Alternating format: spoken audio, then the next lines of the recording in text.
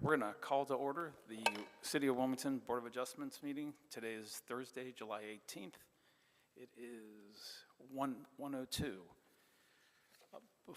Before we get started, I'm going to read the Board of Adjustments introduction. Hearing before the Board of Adjustments are quasi-judicial in nature. Decisions of the board are based on the record of these proceedings. To grant a variance requires concurrent vote of 4/5 of the members of the board. To reverse or modify a determination of an administrative official requires a simple majority. Evidence submitted to the board for review becomes part of the record. Appeals of the board decisions are to Superior Court and are based on the record.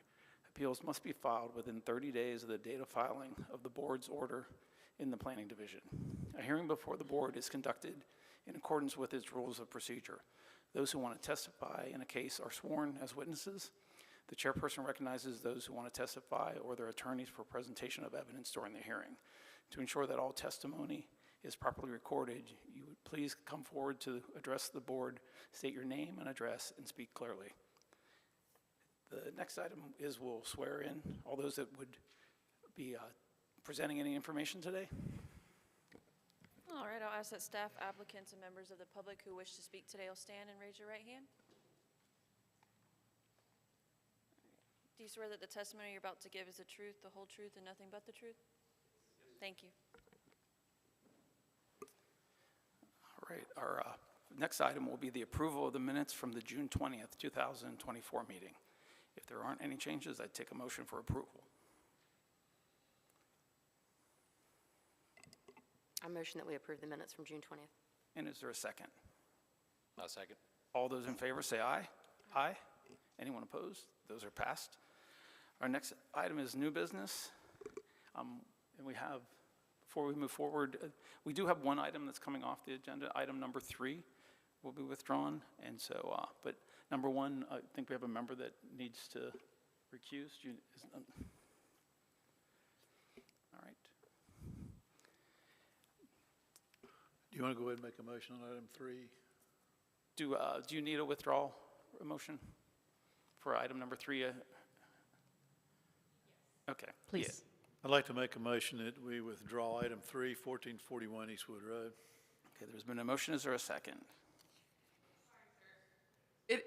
187 Raleigh Street is withdrawing 1441 Eastwood Road. It will be our first presentation today. Right, My yeah. agenda's back. So we're going to withdraw 187 Raleigh Street. I'd like a motion to withdraw 187 Raleigh Street. I'll second. All right. All those in favor say aye. Aye. Aye. Anyone opposed? That has been withdrawn. Now we'll back up to 1441 Eastwood Road. It's a variance to the City Code Section 18-389, wall sign standards to exceed the maximum allowable 200 square feet of signage for a tenant within a single-use commercial structure. Today's presentation will be by Grace LeMay.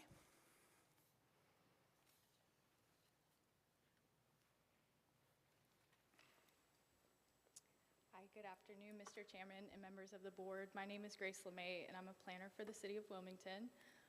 Item number 1 today, we have the subject property at 1441 Eastwood Road, which is approximately 1.86 acres and is zoned Regional Business Conditional District. On June 7th, 2022, the subject property was rezoned from Community Business Conditional District to its current zoning to allow for an indoor recreation facility. On March 22nd, 2023, the Technical Review Committee issued approval for a roughly 6,218 square foot indoor recreation facility to be built on the subject property, and the new building is currently under construction.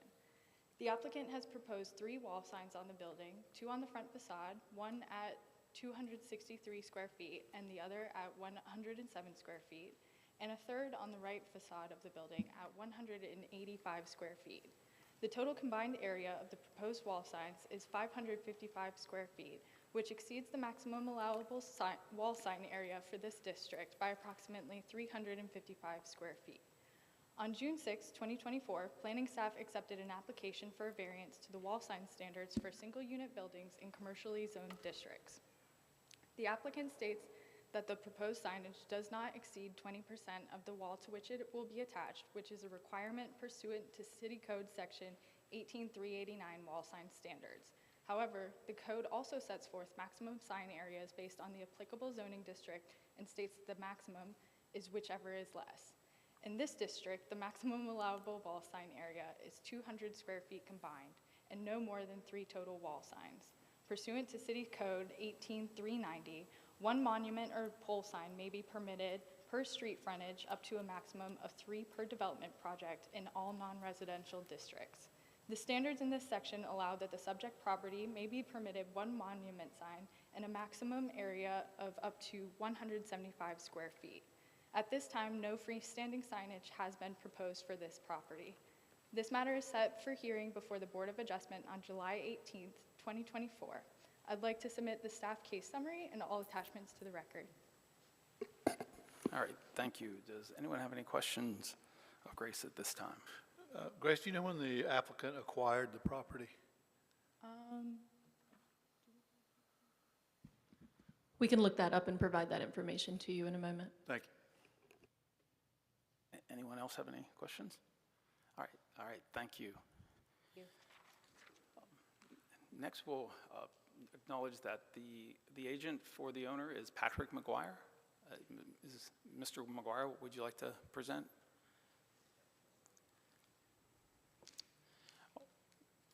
And before we go into the next step, I just want to say, we had one commissioner have to recuse, and that I was made aware that you were aware that we have to have a unanimous vote on this. So I want to just have that on the record, is make sure you're good with that. Thank you. Okay, thank you. We're aware. Good afternoon, Board, Mr. Chairman. My name is Ben Howell. I'm with Saltwater Sign Works. I'm working with Pat and George here on their signage and this variance. I'll allow them to introduce themselves right now. Hi, I'm George Jameson. I am a resident of Wilmington. I'm a veteran of the U.S. Air Force. This is a veteran-owned business. This is my son-in-law, Patrick McGuire, and he is we are co-owners of this business. Good afternoon. Thank you for the opportunity to speak this afternoon. Just want to say, totally understanding the coding of why we're asking for the variance today. My name, again, Patrick McGuire. About 6 years ago, this journey began. Okay, and I'm sorry, for the record, I just need to get your address, and I'll have to get Mr. Jameson's also, for the record. Oh, I'm sorry. My personal address is 320 West Golden Eye Lane in Sneads Ferry. I've been a resident there since 2012. 6825 Mayfair Club Drive, excuse me, Mayfair Club Drive in Village at Mayfair. Okay, thank you. 304. All right, appreciate that, just procedurally, just to make sure. Apologize about that. Just recently retired from the Marine Corps after 17 years, proud of the service, originally out of the Northeast myself, and my wife and I, George's daughter Simone, and our 2 children, that's where we reside in Sneads Ferry. So about 6 years ago, this journey began as I was working on finishing my military career, and in particular to this business, an indoor skydiving facility is what it is. I was a skydiver in the military myself. In particular, the military uses these to help with training and so on and so forth. And ultimately, I've been traveling all around the country and in between deployments, and it was an honor to serve. But ultimately, because I've been so away from my family for so long while I was not deployed, the simple question was, why don't we have one of these in Wilmington? Been using them for 10 plus years, and we just, off the journey began, and George being my father-in-law and a great friend, mentor, and father-in-law. I brought the concept to George, and kind of off we went from there. And I'm proud to say that it's taken us 6 years, given kind of the uncertainty that we've all seen over the past 6 years, whether it's economic or so on and so forth. But we persevered. We've got the financing came in place late last year, and we've started construction in January. So, of course, pertinent to here, we are asking for a variance, and we are asking for your approval of our signage, of which is the accurate depiction of what you can see in the presentation. And would like to note that certainly trying to be good members of the community, have met with a number of the local homeowners association members to understand their wants, desires, and asks, of which we're all very confident that we can facilitate to include on the signage. Happy to answer any questions. Ben is going to go through some of the details, certainly, of the questions and the semantics of it, but please, requesting your approval and really appreciate your time. All right, thank you, sir. Thank you. Just one other thing before Pat and I are done. We made a promise to the city of Wilmington that this would be a center of excellence for sports. It would be a center of excellence for science, technology, engineering, and math training.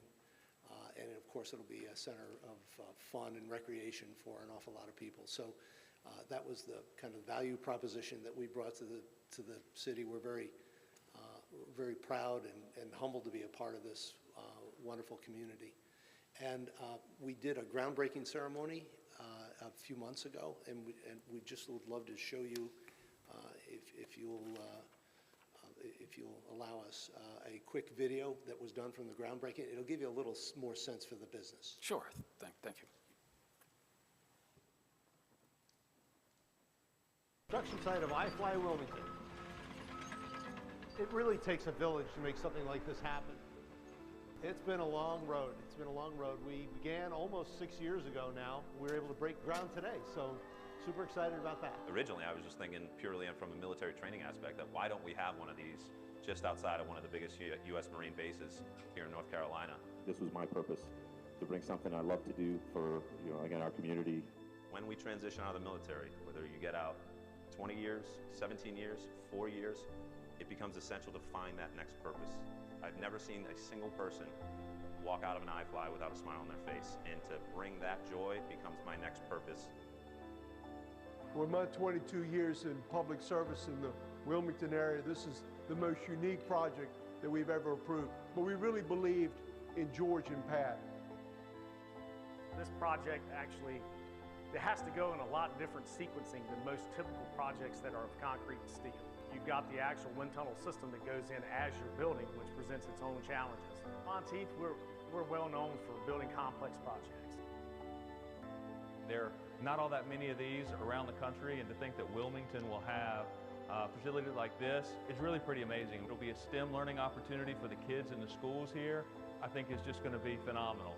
Our investors, our community partners, our landlord, our construction firm, none of this would be possible without everyone pitching in and rowing in the same direction. You put talented, passionate people together to solve complex problems, you can do anything in the world. And we want to bring the dream of flight here to Wilmington, so off we are.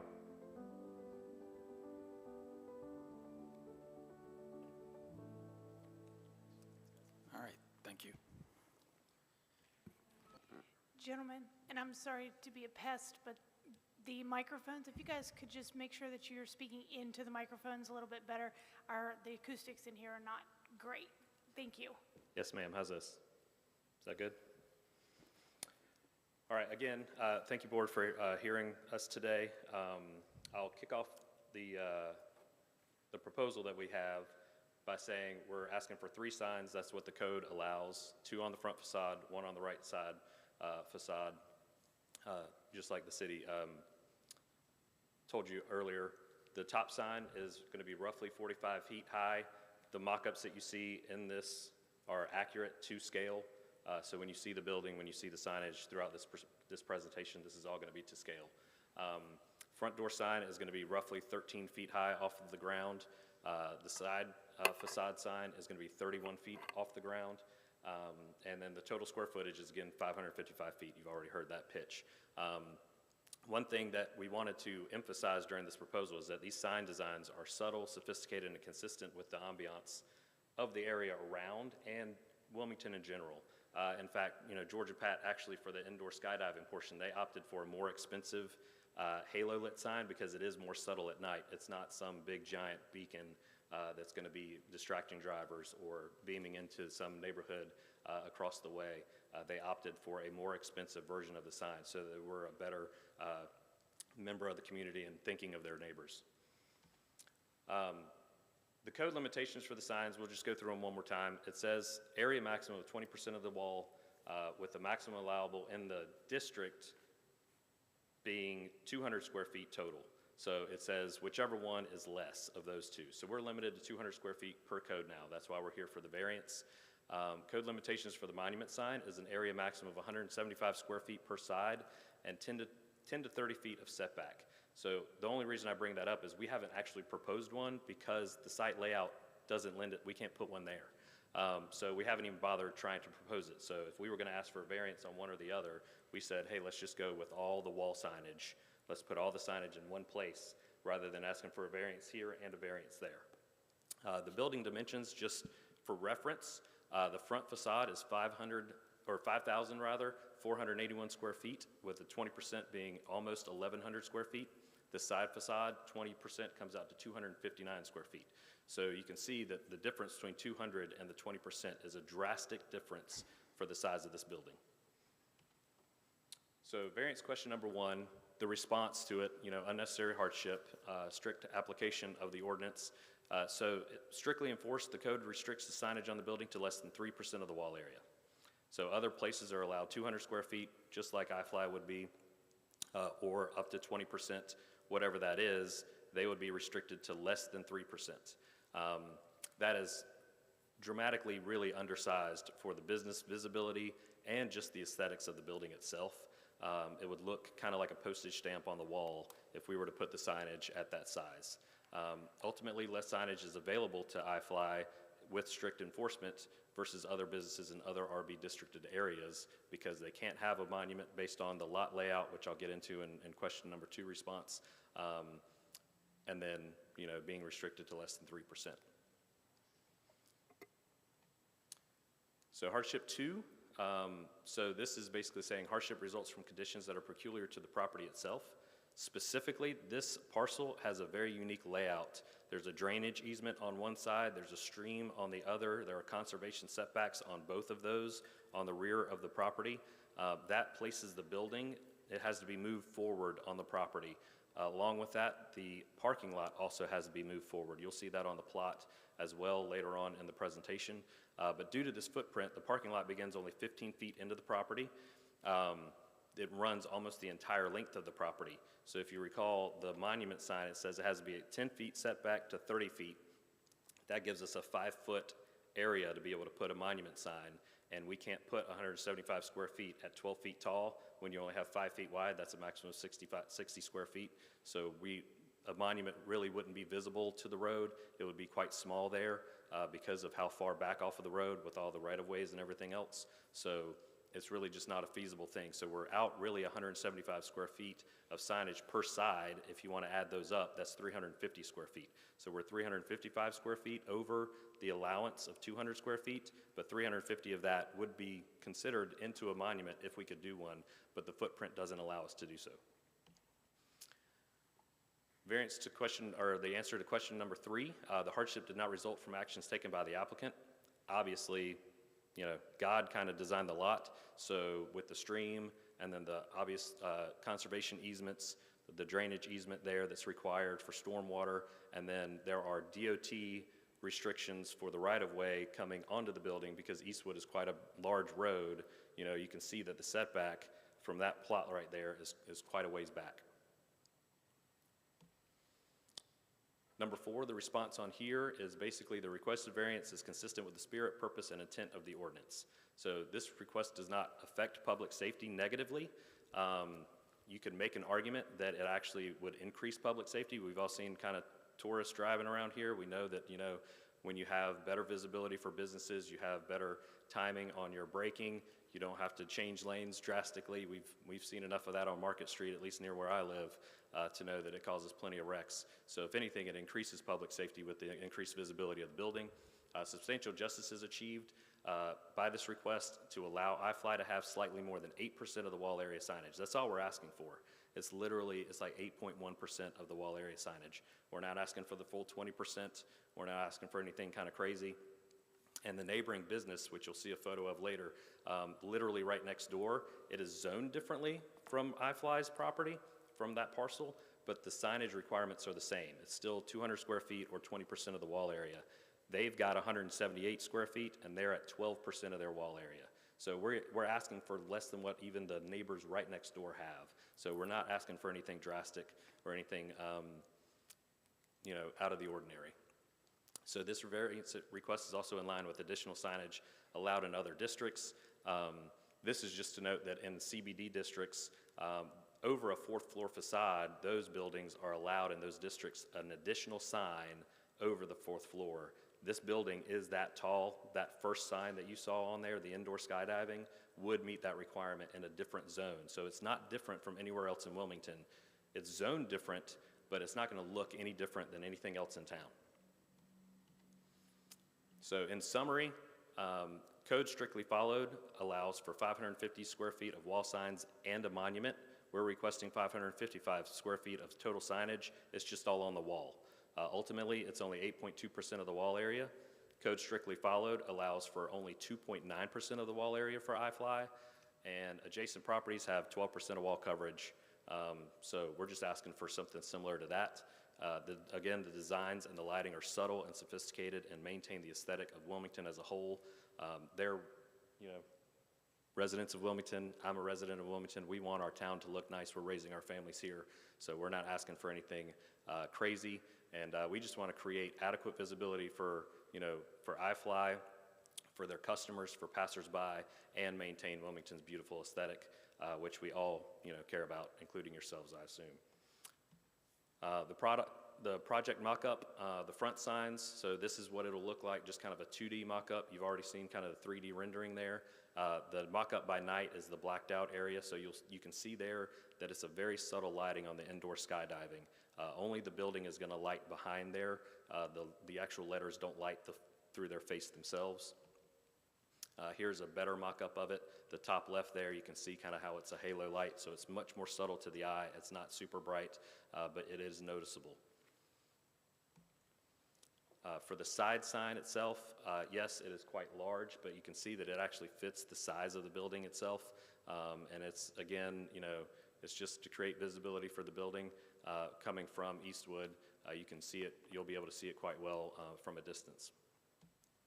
The property layout here, you can see how far back the property is from the road, but you can see that all of those easements basically push that parking lot all the way back, and we have just a small area right above where that SR2 note is. There's 5 feet there where we could put a monument outside of the site triangle, and it wouldn't allow, it really wouldn't lend itself to very much visibility at all. So we just wanted to put all of our eggs in one basket, so to speak, and go with the wall signs. Here's the adjacent property signage here. It's the car wash right next door, and you can see that they have 176 roughly square feet of signage, and on that wall, that is 12% of wall coverage. And with that, that ends our presentation. Do you guys have anything you want to add? Questions so far? Anybody? All right, but I know we will, so we'll probably bring you back up. But all right, right now thank you we're very good. much. All right, thank you. I'll ask if there's any other parties to present any other information. Let's talk about, have the city respond to what was brought up regarding the presentation from the applicant. Sure. I'll just note that you'd asked when the applicant acquired the property. January 26th of 2022, it was acquired by Oakens Trading Post LLC. I'm not sure when the applicant partnered with Mr. Swain, so I would have to defer to you all on that. We don't own the property. It's owned by Swain and Company. And so we have essentially a 30-year lease on the property. Thank you. Yeah. The applicant had mentioned that there was a unique layout for the site design, for which I believe the applicant obtained a variance for the site plan with regard to setbacks and floodplain on the site. I would just like to say I'm not sure how that would relate to the allowable signage on the site, because moving the building forward just serves to increase the visibility, I would think. I would add that the 200 square feet or 20% of the wall to which attached, you would only need a 1,000 square foot facade, which would be approximately a 3-story building that's 33 feet wide or 33 feet deep, depending on which side of the building it's going on, to equal 1,000 square feet for the facade, which would max out the allowable wall signage. So the code allows whichever is less of those two numbers. And I'm not sure what the distance of the sign was from the right-of-way, but I mean, I know that driving by and seeing the car wash, which does comply with city code, it's easily visible. So that's all for staff at the time. Questions of staff? All right. We'll come back to some other information after we do the evidentiary hearing. I'll go ahead and open up the evidentiary hearing and ask anyone that comes forward from the public that has anything to present that's substantive or relevant to this matter. Is there anyone that would like to speak at this time? All right, seeing that there are none, we'll go ahead and close the evidentiary hearing. I'll let the applicant, if you want to come back up to talk more about the signage and related to what the city position is on that. If you have anything you want to add or. Yeah, please. Again, thank you for your time.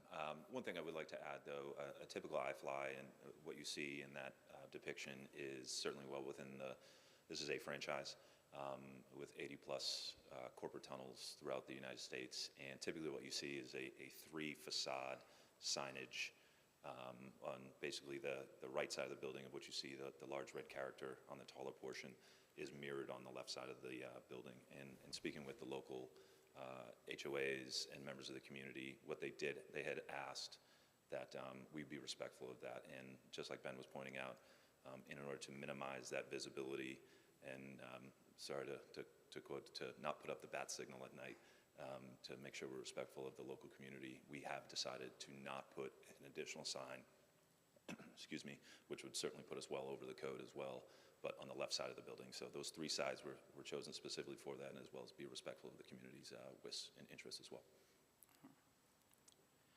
Thank you. And I might just add, just from a business standpoint, for people to actually it's a noticeable building for sure, and for people to have the ability to actually understand what's in there is going to be really important for us. Just to not that this has any impact on necessarily on your decision, but for us, it's about an $8.5 million construction project, and it's so we've got a lot of skin in the game here, and having a good brand and a good visibility for us is really important. Questions for the applicants? Some of the situation we're less able to manipulate what is handed to us. The code is what it is for us, so that's what's somewhat difficult. And we appreciated the presentation as far as I think I sat in your city council and planning when you guys went through all that, so I do remember the process. I think it's just trying to understand the reason that you can't comply with that, because we said we have some restrictions that we're trying to figure out because of the size of your building. And I think signage-wise, if you just want to address sort of exactly what you're asking for and just maybe emphasize that a little bit more for us. So the city mentioned that, yes, the building is set forward. That does help with visibility of the building, but to George's point, it doesn't help with visibility of what goes on inside the building. Due to having to move forward like that, yes, they had to get that code changed, they had to move it forward, and all the things for the drainage easement and for the coastal conservation area behind there. Moving it forward just eliminated a sign type that we could use. We would have to go significantly smaller than the neighbor's monument sign that is fairly visible. I don't disagree with that sentiment there. The neighbor also did put that monument there because they had a sign on the building that wasn't easily seen. You could see it in my photo there, but I had to position myself to where you could see it through the trees. So that's why they put their monument out there. With the iFly building, we wouldn't need a monument if we could put that sign at the top and say indoor skydiving. That would achieve two different things. One, it gives us the visibility that a monument would give us that we really can't do because the building is forward. And then the other part of that is it allows their customers, their clients, their consumers in our community to know what goes on in that building and ask the questions and find it easily and benefit from their services that they provide. Okay, thank you. Questions from them? All right, thank you. All right, does the city have anything they'd like to add? Not at this time, other than just with any sign variance that comes before us. I think it's fair to say that the applicant, quite right, wants better visibility. And if it is determined by our legislative body that better visibility is necessary for these businesses, then I would just think that that should be changed for every business in the district and not just for one specific applicant. And one of the questions I had was relating to, because of the percentage and maximum square footage, because it depends on how big the building, like if you, part of it was to avoid having billboards on sides of buildings if you built a large structure, I would assume. But it does, and we can't change it. Like I said, it's not our mechanism to change the zoning or that. So just sometimes these come to surface.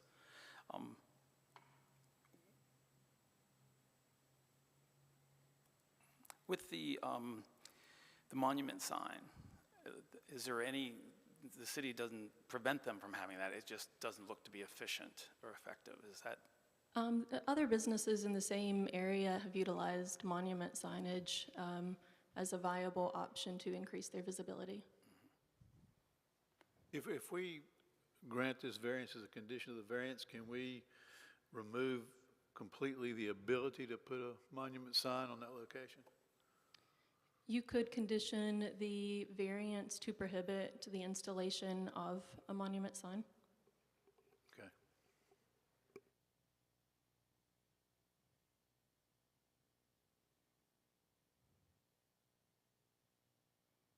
Other questions related to the, for the city? Does the applicant have anything else they'd like to add? Do you have the opportunity to, if you want to close with anything? Excuse me, I would just say, sir, certainly a very reasonable condition if that would be the decision of yourselves to put that on there. Of course, that would not be an issue with us, and it's very acceptable. But thank you for your time today. Thank you. Anything else from the city? I'll speak to your point about signage being based on the size of the building. And there are many other examples in the code where we do base the allowable size of something on, you know, the size of the building or the principal use. Or I'll use the example of accessory apartments because everybody's familiar with accessory apartments these days. We allow them to be up to 50% of the square footage of the principal dwelling, or 1,200 square feet maximum. So whichever is the greatest, I mean, I'm sorry, the least of those two. And that's to establish some sort of an upper limit. Because if you had a very large building, you know, such as the mall, for which there are different standards that would apply, you could potentially have on one portion of the building just floor to ceiling signage. And that would potentially overpower the streetscape. So it's to keep everything into scale with the street itself and not just into scale with the building. Yeah, okay. No, and anyone, and questions, like, part of it is, it's like I said, once again, our hands are sort of tied based on what the code says and trying to figure out where that falls into the four findings. If there isn't any more information, I'll close, you know, we'll go into deliberation and see if you have it, unless you have more questions. Yes, sir, yeah. Hey, good afternoon. So I did have a few questions. Were you able to do a rendering or a mock-up of what a sign would look like in compliance with the code?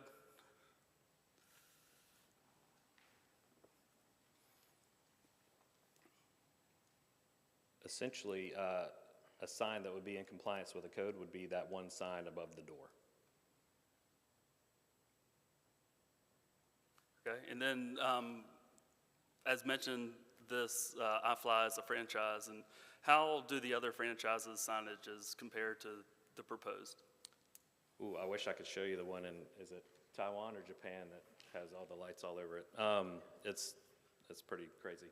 Well, maybe I can be more specific, more to a community like Wilmington, similar size or setting in the United States. Yeah, I probably, if I'm thinking of a good example, would be one like iFly Virginia Beach, iFly Colorado Springs. The signage you see, that standard look, that is really kind of the standard look for all of iFlies, and which is why the rendering and working with the iFly corporate team, that's why the suggestion was based off the square footage of the building itself. So kind of what you, the only other difference, as I previously mentioned, would be that there would be a fourth sign on the left side of the northwest side facade of the building, so really only difference. But what you see there is very typical in size and shape of, and certainly within the branding guidelines of the business, of iFlight Corporate, excuse me. Thank you. Anybody have anything else? Question-wise? All right. I guess we need to discuss and decide how to move forward.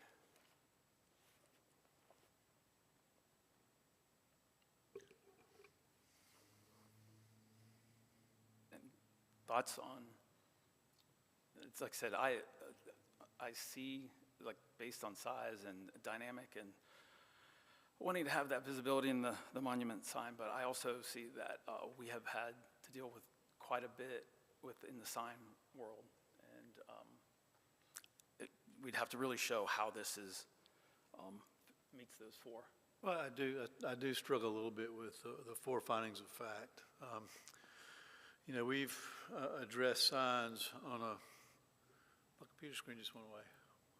We've addressed, there it is, we've addressed signs on a not too infrequent basis based on the sign ordinance. And we actually had a variance before the board for the car wash that's directly next to this one way back when.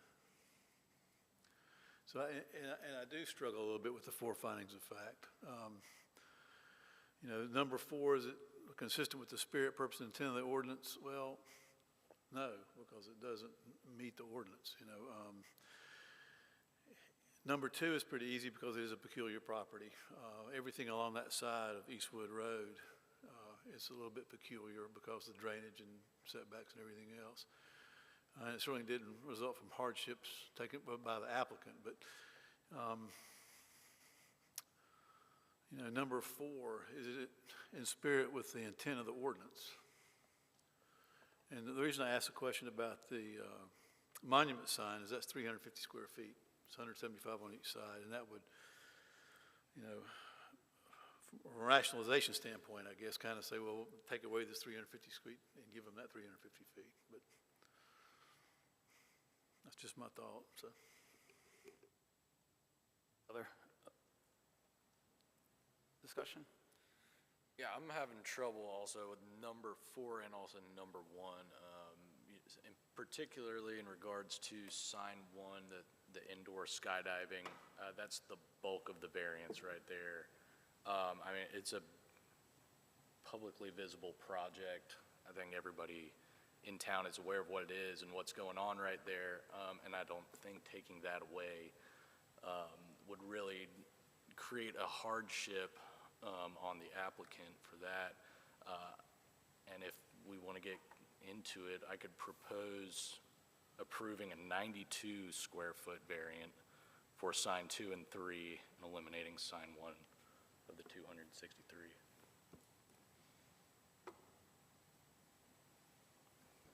Other thoughts?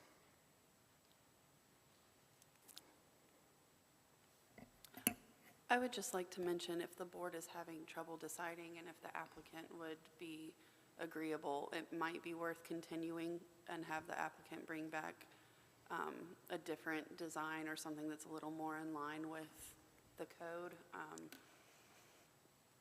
just to give them a chance, since it seems kind of like y'all are on the fence. And Yeah, I don't know. Are we there yet? I mean, we can, like, the applicant always has the ability to continue if you wish. I think we're still at a discussion point, but no, I don't want to close that, but I do appreciate that. you know, we're charged, you know, on our variance with the 4 findings of fact, and well, Graham and I are both struggling a little bit with me particularly with number 4, but Graham with number 1 and number 4.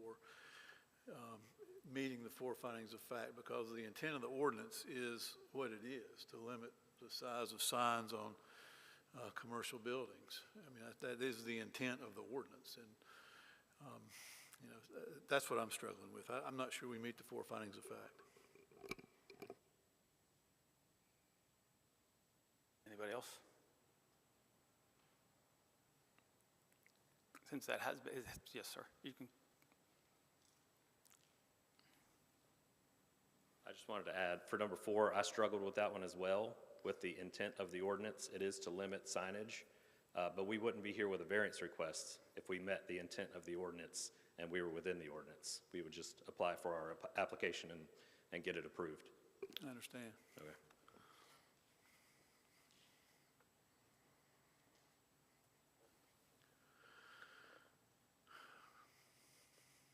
Anyone have a motion related to either approval or denial of the variance?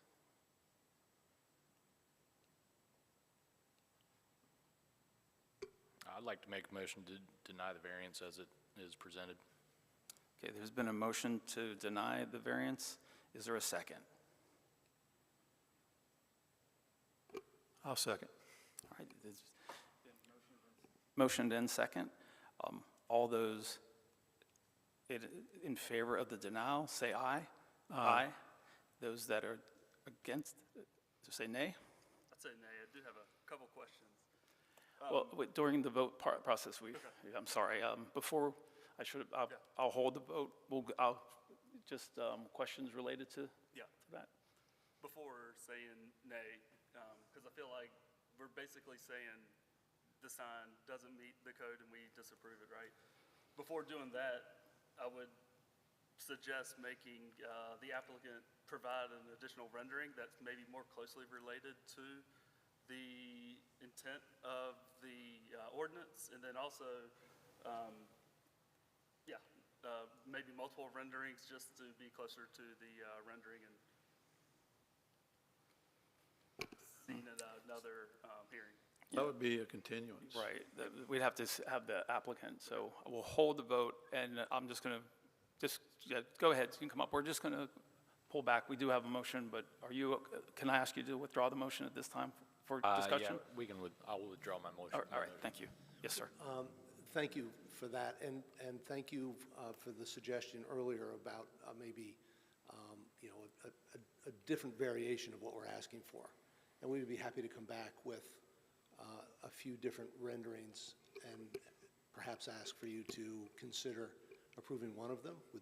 Is that something that's doable? It would be at your ability to ask for a continuance to bring back. That was something that was brought up to suggest that, it's, the ordinance is what it is, but maybe coming back with something it gives you the time. It's something, once we vote, then you have like sort of a procedural process to go through on that. So Could I ask for a continuance? Yes, sir. Then? Yes. And we appreciate the thoughtful discussion and be grateful for an opportunity to come back. Okay, yes. All right, so the applicant has requested a motion on the record. Could I have a motion to approve? When's our next meeting date? August 15th. Is the 30 days enough? Okay. I'd like to propose a motion that we continue the item to our August 15th Board of Adjustment meeting. Okay, there's been a motion. Is there a second? Second. Okay, that being said, all those in favor say aye. Aye. Anyone opposed? All right, that will be continued to the August 15th. Appreciate your time and patience with us.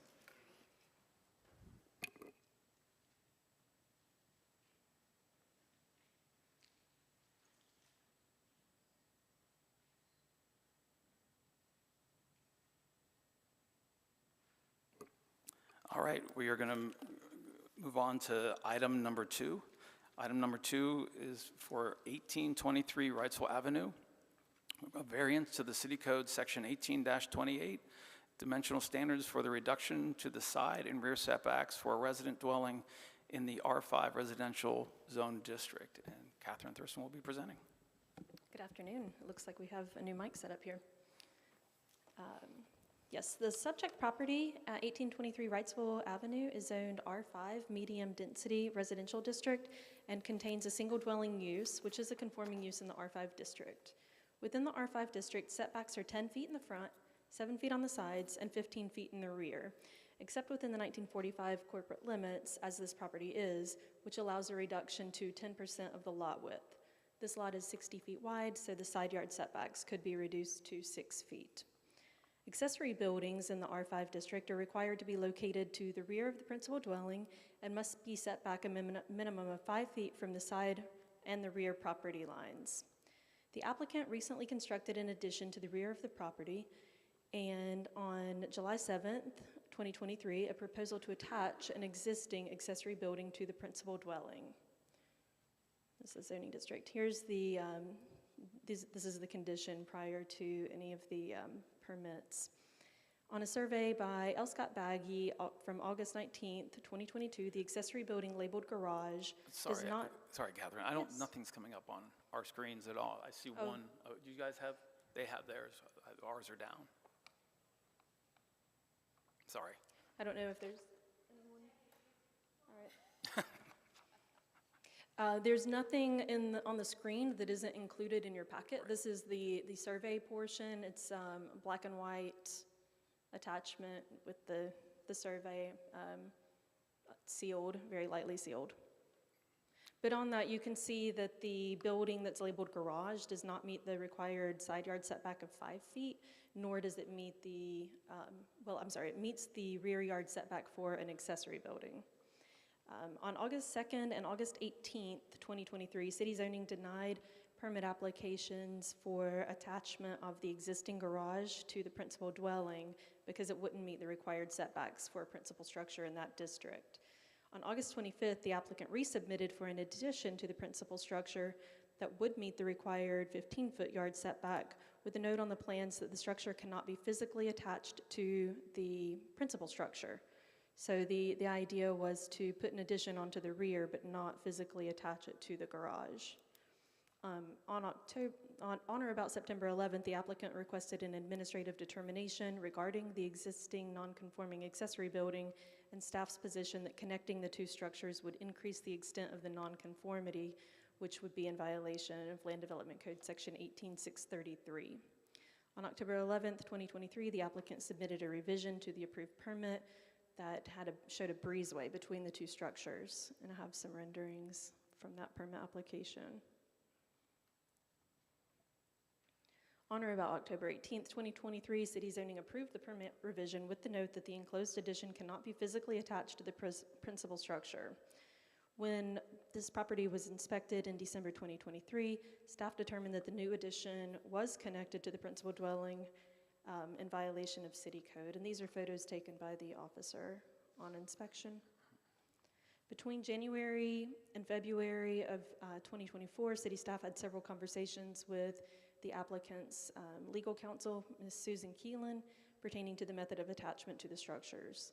On January 16th, 2024, staff inspected the subject property and determined that the new addition was attached to the non-conforming garage by roof line and a connecting door through which one could walk freely from the previously existing primary structure to the space that was previously identified as a garage and was in violation of city code. So the officer sent a notice of violation. And I'll just go through a couple of relevant definitions in our code. City Code Section 18687 defines accessory structures as structures that are located on the same parcel of property as the principal building and the use of which is incidental to the use of the principal building. Garages, carports, and storage sheds are common urban accessory structures. And I've included the complete definition in your packet. Also, City Code Section 18687 defines additions to building in relevant part as an extension or increase in the floor area or height of a building. Where a firewall is provided between the addition and the existing building, the addition shall be considered a separate building and must comply with the standards for new construction.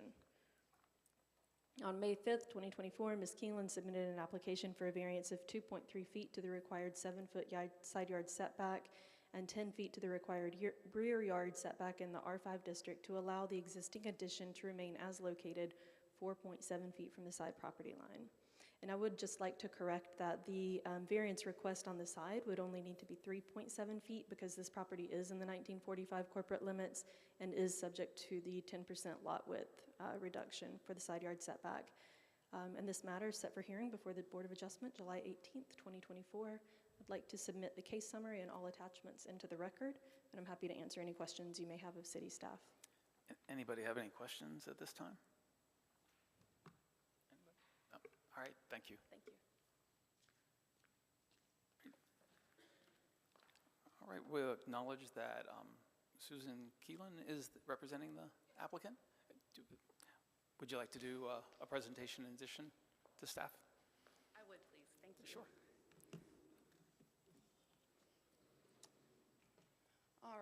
I first am going to have to tell you I may have told you this when I was here before, my glasses situation is such that I can't read with them on, but I can't see you without them, so I'm going to be doing a lot of this back and forth. And no worries, and just for the record, just state your full name Yes, and address, please. For the record, I am Susan Keelan. My office address is 1213 Culbreth Drive in Wilmington, 28405.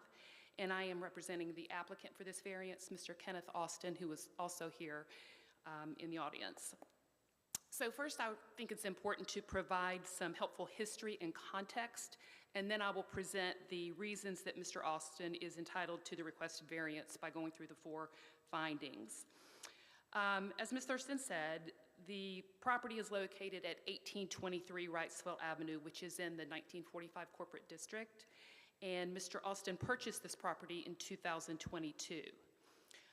You will see in your packet that there are 7 tax parcels in the 1800 block of Wrightsville Avenue, including 2 corner lots that are a bit uniquely shaped, and then 5 interior lots. Mr. Austin's lot is one of those 5 interior lots, and it's the only one that is 60 feet wide. The others are 33 feet wide, and 3 of the others are 33 feet wide, and 1 is 39 feet wide. Now, the principal structure on the property was built circa 1912, and the accessory building that on your survey is called a garage was built about 2015 according to building permits. And that was all before Mr. Austin purchased the property in 2022. I'm going to pause for a second and ask you to look at the photo on the left that's on the screen. That portion that you're looking at is what's referred to as the addition. That's what's sort of in play in this hearing, and that's what I'm going to be talking about as, I'll call it either the enclosure, the enclosed breezeway, the attachment, those words, because what's happening, what you see there on the left is the primary structure, and on the right is what was a garage. It's not used as a garage anymore, but it's the building, the other building. So again, the current side setbacks for principal structures on interior lots in the R5 district would be 7 feet, but for the fact that this is in the 1945 corporate district. So the minimum side setback is 10% of the average width of the lot in question. So for this lot, it would be 6 feet.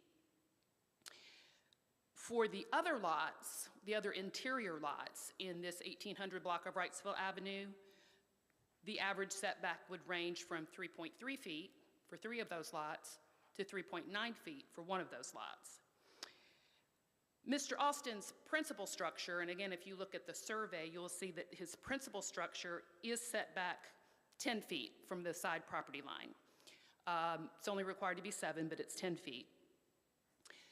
The accessory structure is set back 4.7 feet. It's supposed to be 5 feet.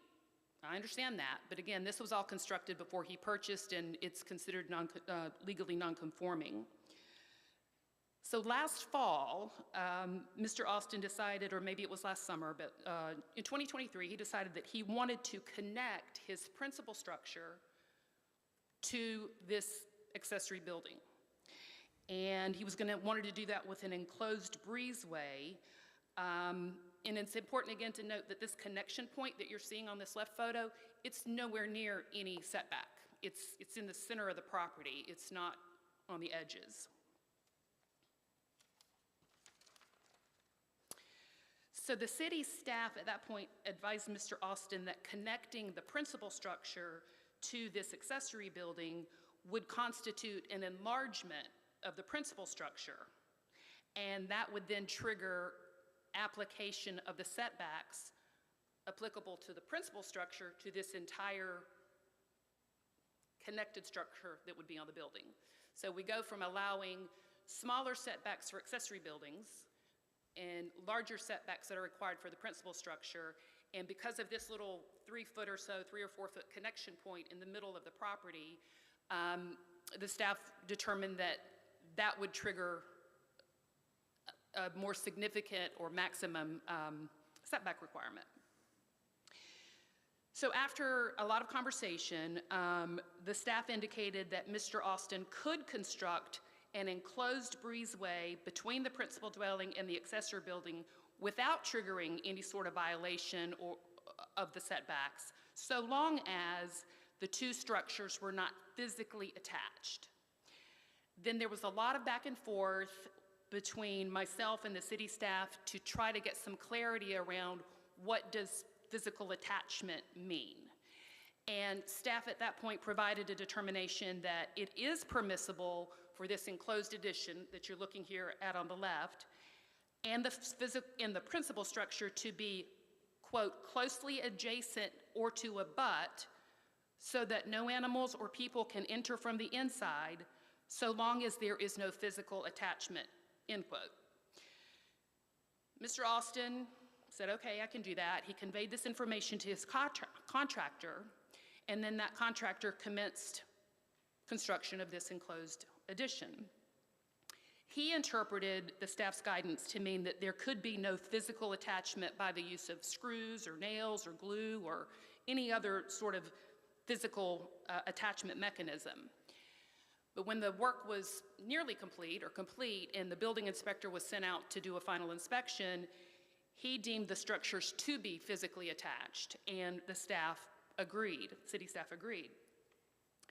So at that point, I was brought in again to look at this situation, and I initially filed an appeal of the city's zoning determination that we just discussed.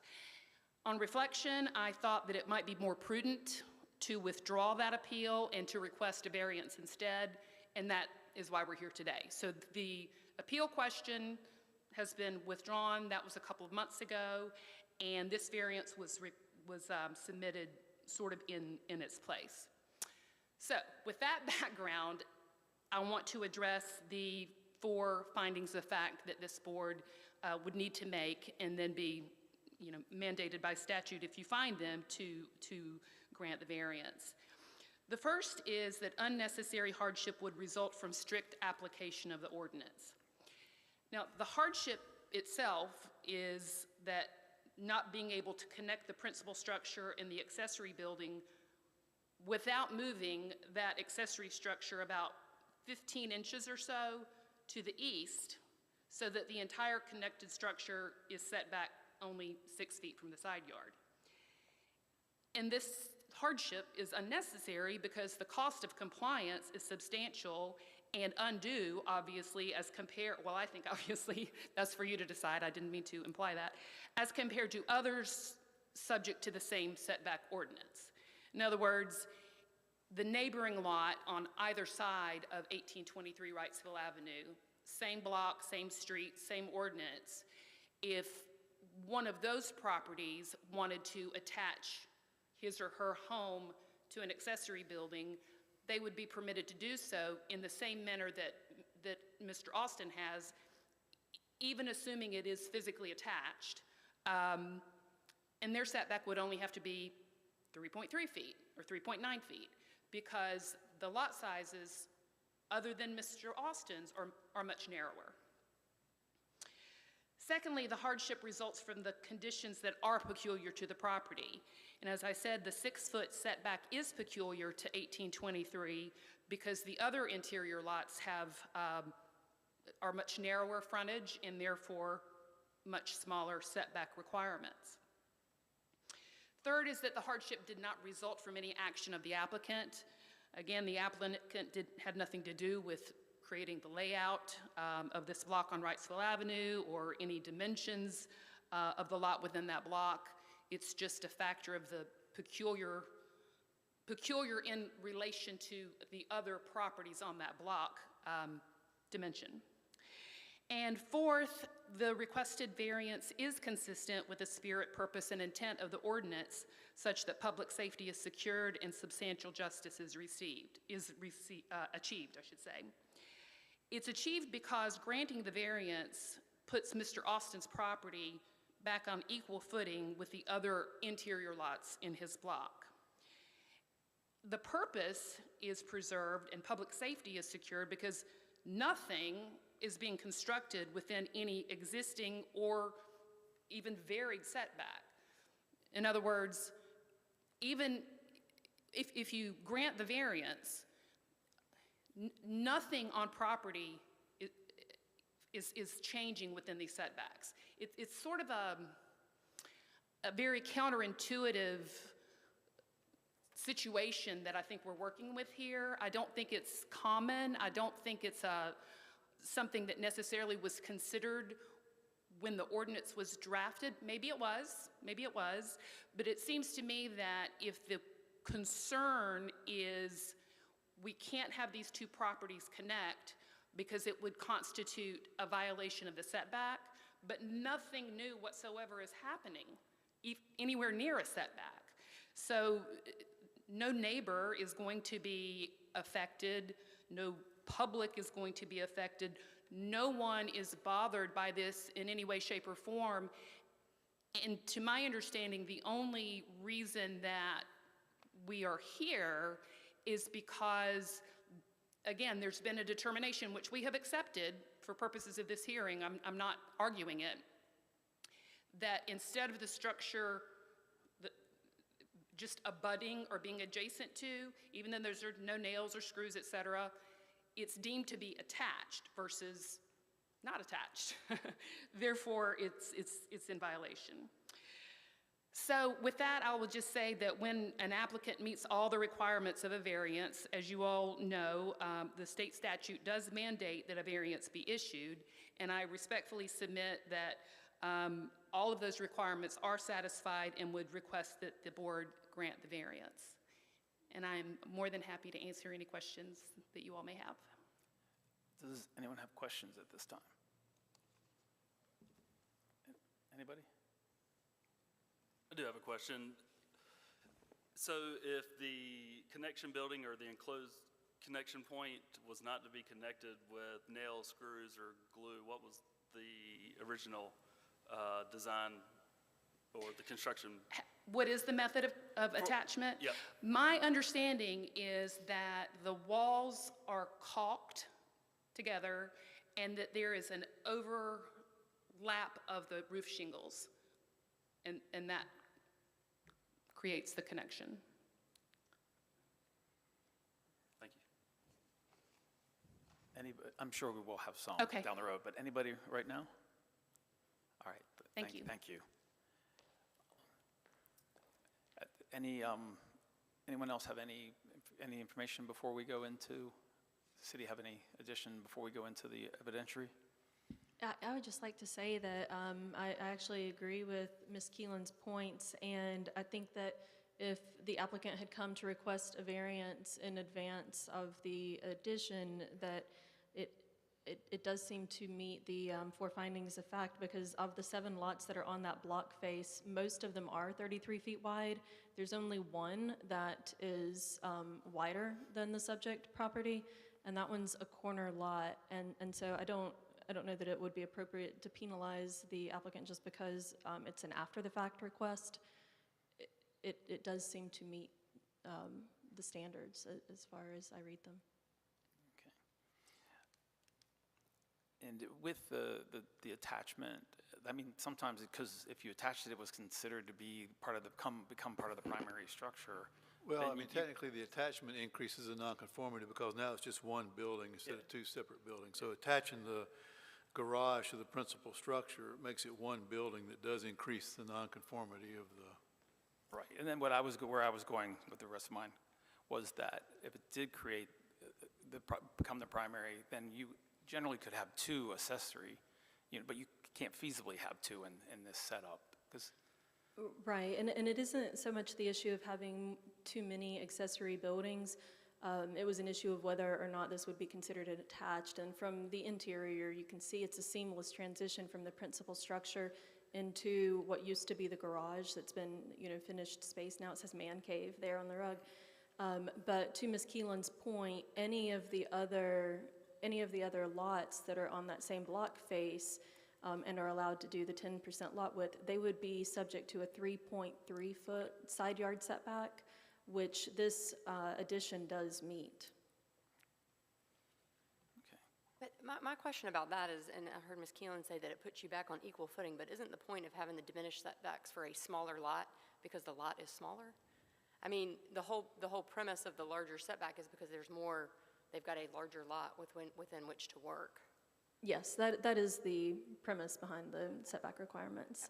And I will add, this R5 district, typically in the R5 district, the minimum lot area is 5,000 square feet and the minimum lot width is 50 feet.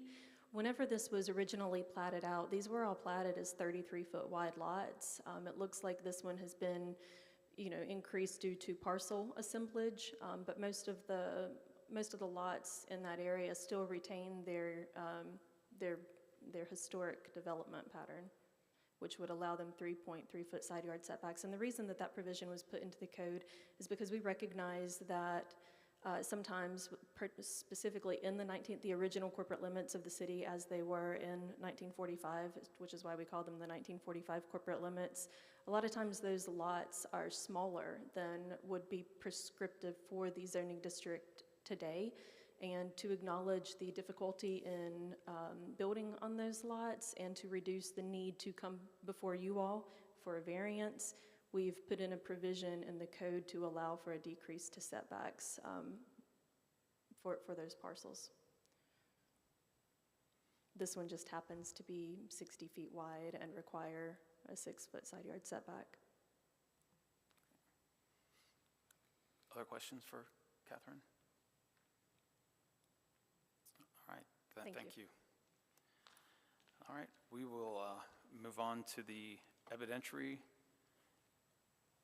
hearing.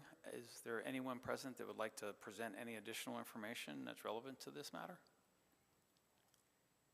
Being that we see none, we'll go ahead and close the evidentiary. Would the city have anything else they'd like to add at this time? No, thank you. Would the applicant or Ms. Cleland, would you have anything that you would like to? I'm sorry, we just need you up here.